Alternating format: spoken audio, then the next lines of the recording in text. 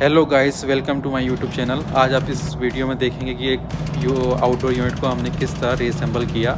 इसमें लीक का प्रॉब्लम आया हुआ था क्योंकि इसमें बहुत ज़्यादा साउंड आ रहा है, बहुत ज़्यादा जो है ये इसके पार्ट्स, मूविंग पार्ट्स लूज़ हो गए थे, उसकी वजह से प्रॉब्लम आया था। तो इसके हमें जो है पूरे पार्ट्स स्टेप बाय स्टेप पूरा खोल के और इससे आज हम रिअसेंबल करने जा रहे हैं। आप देख सकते हैं किस तरह हम इसे रिअसेंबल कर रहे हैं।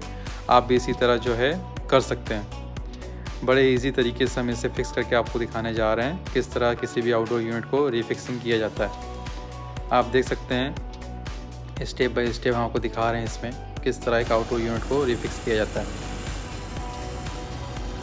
इसी तरह की और भी टेक वीडियो के लिए आप जो है हमें सब्सक्राइब कर लें और हमारी वीडियोस को जो है एंजॉय करें।